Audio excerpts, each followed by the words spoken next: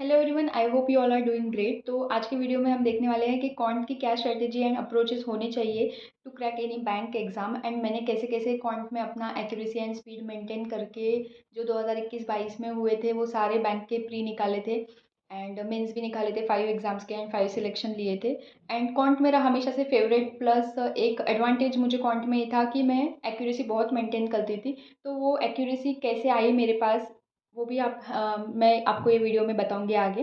तो चलिए स्टार्ट करते हैं। Before that, thanks for coming to my channel. If you are visiting for the first time, do subscribe to my channel for more such videos. And I am Priya, working as RRB PO. तो चलिए देखते हैं कैसे कौन को हमने tackle करना है। तो ये बिगनर्स के ओरिएंटेड मैंने बनाया है। एंड अगर आप थोड़ा मीडियोकर हो, आपने मतलब मिड में हो आपके प्रिपरेशन में, आपने अगर कॉन्सेप्ट अच्छे से पढ़ लिए हैं, तो आपको फिर ये वीक 1 वीक 2 ये सब छोड़ के आपको डायरेक्टली डेली प्रैक्टिस पे जाना है। तो जो कि मैं आगे बताऊंगी कि मैं किस तरह से डेली प्रैक्टिस करती थी। तो पहले हम देख लेते हैं कि क्या क्या हमें करना है क्वांट को स्ट्रॉन्ग बनाने के लिए। तो first thing is simplification approximation, जो कि है स्पीड मैथ्स। तो bank exam is all about speed, and specially in quant हमको बहुत क्विकली करना है, बिकॉज जब अरिथमेटिक के क्वेश्चन आते हैं तो बहुत टाइम चला जाता है यार, एक क्वेश्चन के लिए 2-2 मिनट भी जा सकते हैं। इसलिए हमें वो टाइम वहाँ पे यूटिलाइज करना है, तो हमें पहले टाइम सेव करना है जो कि ईजी टॉपिक्स आते हैं उसको फास्ट में सॉल्व करके। तो सिंप्लीफिकेशन अप्रोक्सीमेशन, जिसको speed maths, number series and percentage, ये सबसे पहले आपको स्टार्ट करना है। एंड मैंने जैसा फ्लो में लिखा है ना, उसी फ्लो में आपको टॉपिक वाइज करते जाना है, बिकॉज उसका वेटेज भी वैसे ही टाइप से है मोस्टली। तो वीक 1 में आपको, अगर बिगनर हो तो आपको सबसे पहले सिंप्लीफिकेशन अप्रोक्सीमेशन, जो कि स्पीड मैथ्स है, ट्रिक्स वगैरह सब, कैलकुलेशन की ट्रिक्स, ये सब जानने हैं, सीखने हैं एंड उसकी भरपूर प्रैक्टिस करनी है। उसके बाद नंबर सीरीज़ पे जाना है। उसमें भी 2 टाइप होते हैं, missing number series, wrong number series. तो उसमें भी वेरियस पैटर्न्स आते हैं कि कैसे आता है, कोई स्क्वायर का डिफरेंस है या मल्टीप्लिकेशन है, ऐसे सब अप्रोचेस है। एंड परसेंटेज, तो परसेंटेज तो एक लाइक बहुत बड़ा पिलर है क्वांट एग्जाम, क्वांट सेक्शन के लिए specially. And percentage and simplification अगर आपको आता है तो आपकी क्वांट की आधी प्रॉब्लम सॉल्व हो जाएगी, मतलब डीआई आपका आधा सॉल्व हो जाएगा। तो इसीलिए ये दोनों टॉपिक्स एंड ये तीनों टॉपिक्स अच्छे से करने हैं। इसी के साथ मैं एक टॉपिक लिखना भूल गई यहाँ पे, जो था क्वाड्रेटिक इक्वेशन, जिसको हम इनइक्वालिटी बोलते हैं। तो वो टॉपिक भी फर्स्ट वीक में ही हमको करना है।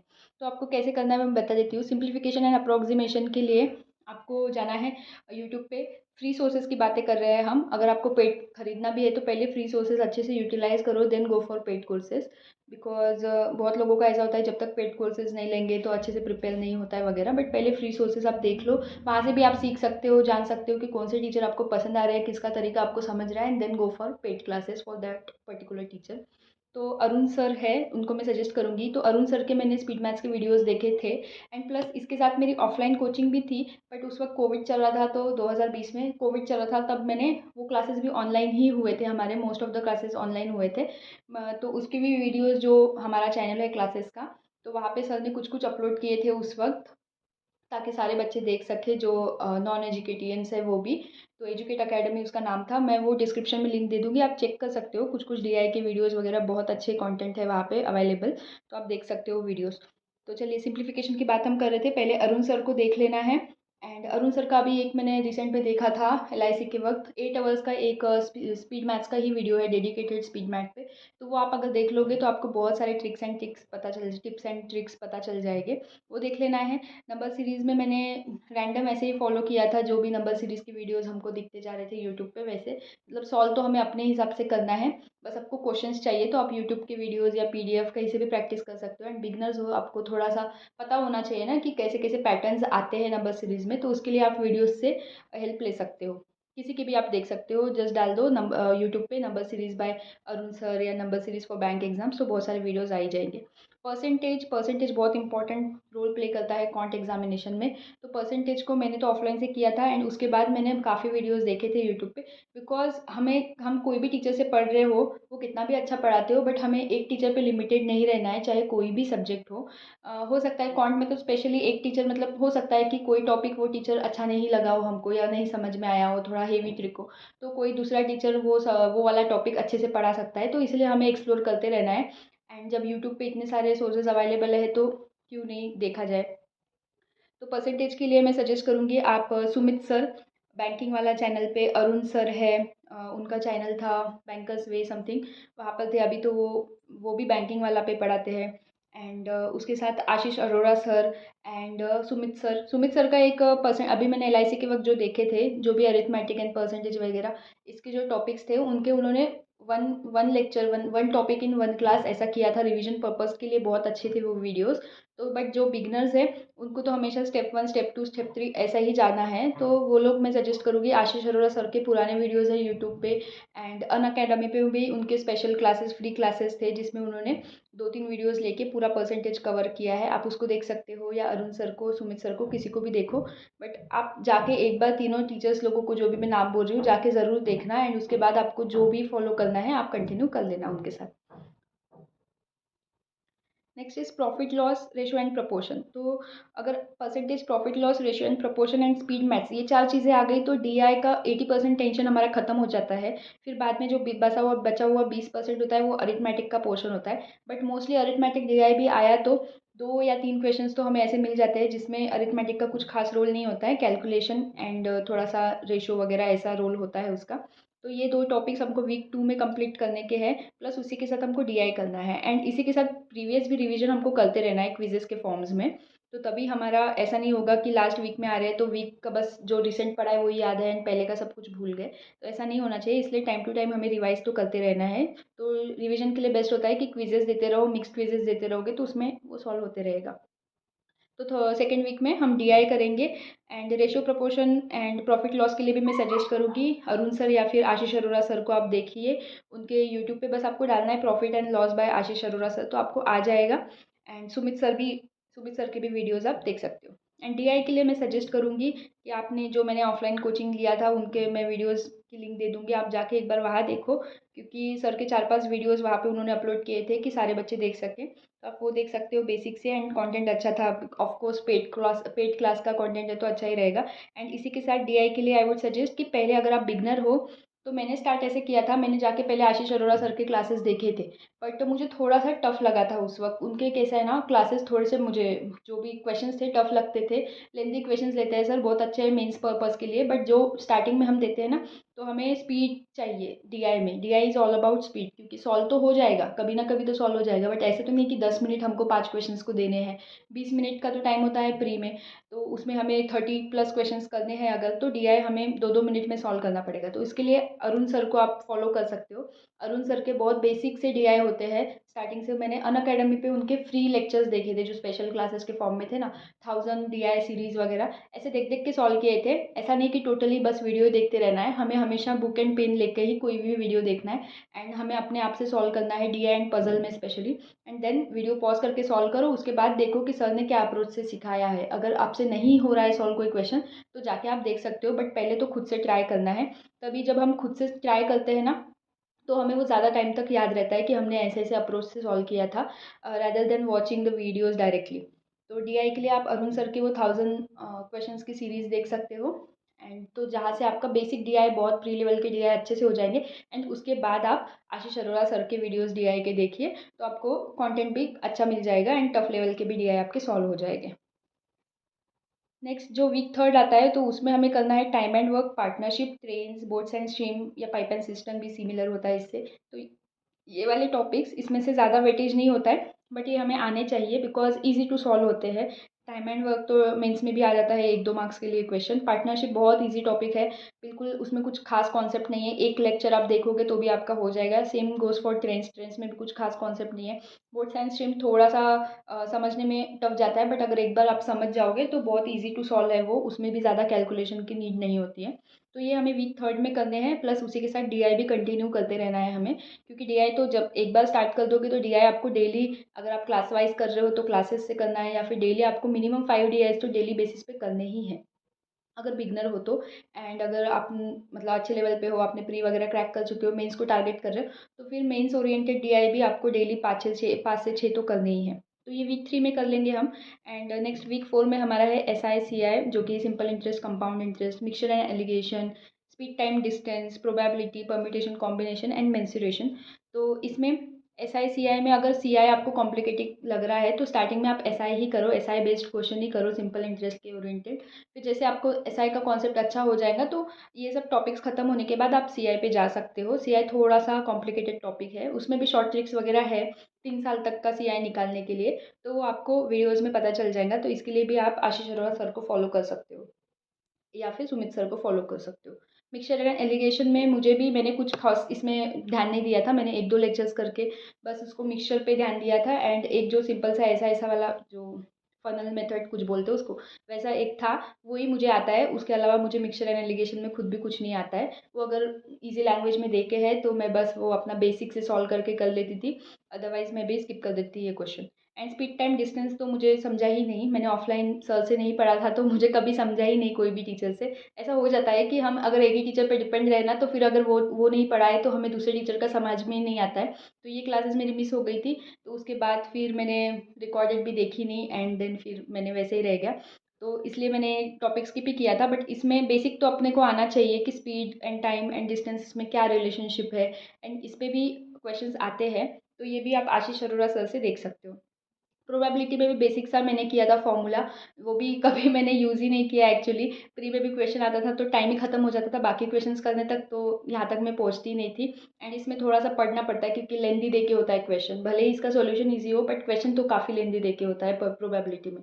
एंड परम्यूटेशन कॉम्बिनेशन भी आप चाहो तो स्किप कर सकते हो, इतना कोई नीडेड नहीं है। एंड मेंसुरेशन भी स्किप कर सकते हो। मेंसुरेशन एक्चुअली जो लोग SSC टारगेट कर रहे हो उनके लिए ज़्यादा इंपॉर्टेंट बन जाता है, बैंक में इतना कोई मेजर रोल नहीं है इसका। बस आपको मेंसुरेशन में क्या करना है, 2D मेंसुरेशन के फॉर्मूलेस कर लेने हैं, ज़्यादा डीप में नहीं जाना है। सिलेंडर, कोन, स्पीयर ये वगैरह नहीं भी कर रहे हो तो बेसिक आपको सर्कल, ट्रायंगल, रेक्टेंगल, स्क्वायर, इनके सरकमफरेंस, एरिया, पैरामीटर, पेरीमीटर, ये सब के आपको देख लेना है फॉर्मूलेज। बिकॉज डायरेक्ट इन्फॉर्मेशन अगर देखी है तो फॉर्मूला में पुट करके आ जाएगी। एंड ये फॉर्मूलेज तो हम बचपन से यूज़ करते आए हैं स्कूल टाइम से, तो अपने को ऐसा भी नहीं है कि ज़्यादा कुछ उसमें टाइम इन्वेस्ट करना पड़ेगा सीखने के लिए, 1-2 क्लासेस में हो जाएंगे। तो SI CI के लिए भी आप आशीष अरोड़ा सर को देखो। मिक्सचर एलिगेशन, STD, प्रोबेबिलिटी, इनके लिए भी अरुण सर या आशीष अरोड़ा सर को देखो, एंड सुमित सर को। ये 3 टीचर्स हैं, आप उनको अच्छे से फॉलो कर सकते हो। इसके अलावा भी काफ़ी टीचर्स हैं, वो तो आप पे डिपेंड करता है, बट ये 3 टीचर्स प्लस ऑफलाइन कोचिंग, मैंने इन लोगों को फॉलो किया था, इसलिए मैं ये अच्छे से क्लियरली बता पाती हूँ कि हाँ मैंने इनको फॉलो किया था, तो आपको इसमें से हेल्प मिलेगी।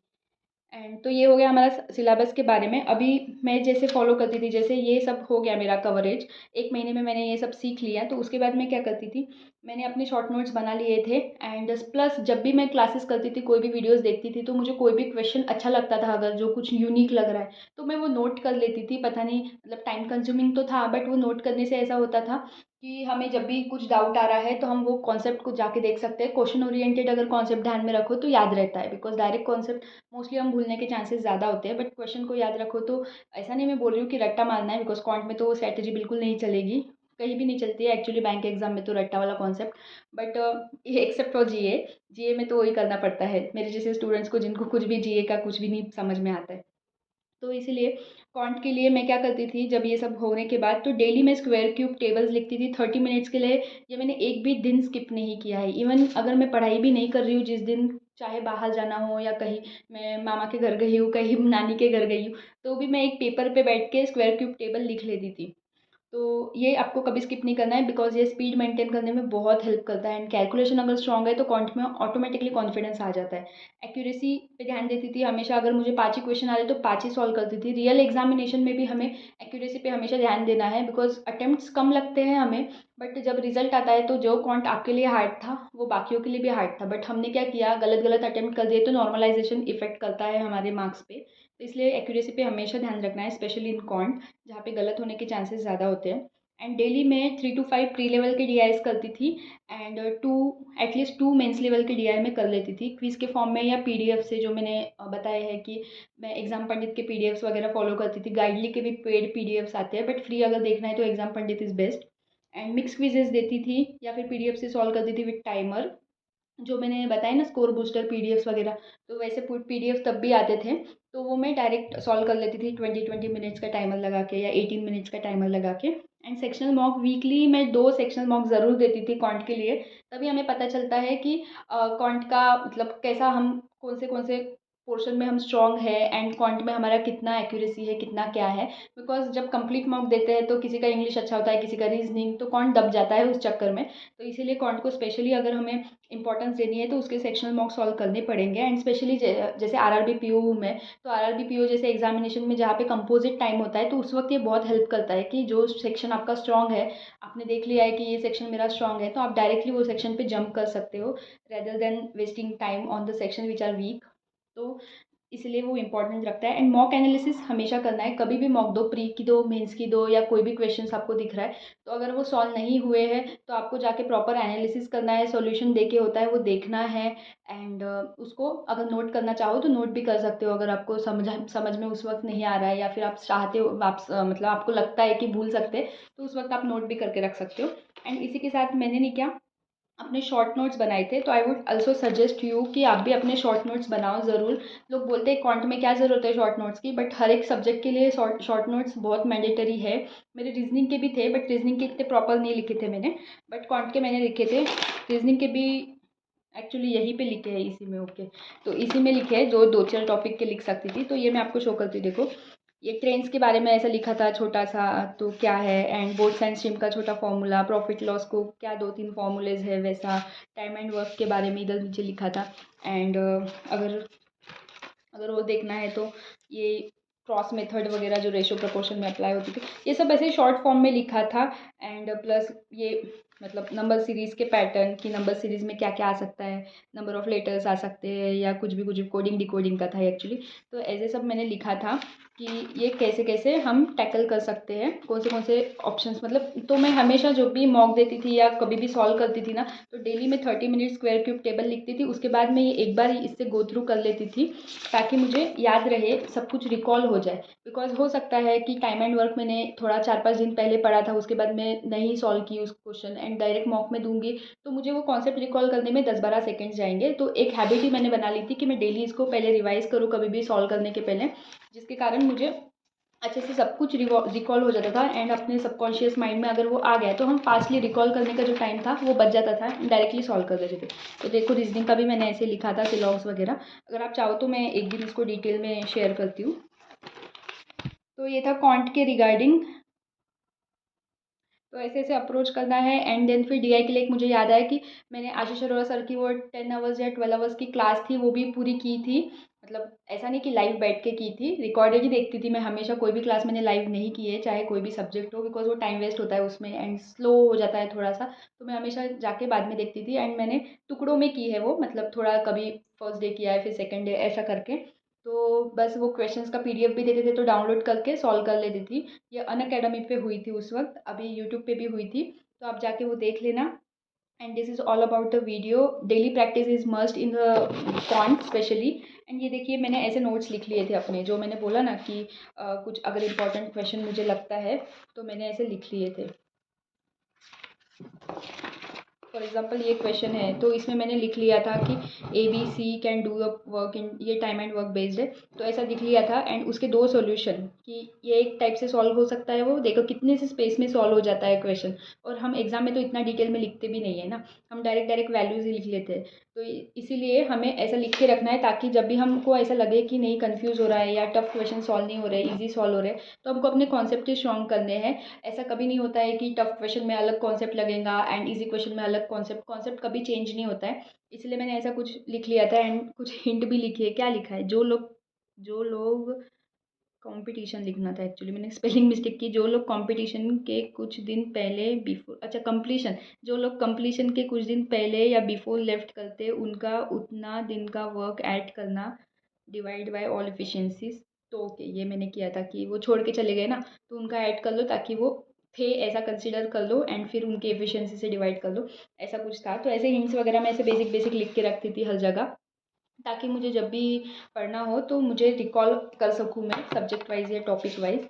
तो ये बहुत सारे नोट्स मैंने ऐसे लिखे थे। एंड इसको रिवाइज करते वक्त हमें ऐसा नहीं लगता है कि ये कुछ मतलब लिखते वक्त ऐसा लगता है कि ये शायद मैं आके देखूँ या नहीं देखूँ, बट इसका हेल्प बहुत मिलता है। तो ये था all about the can't section. I hope ये आपको हेल्प करेगा।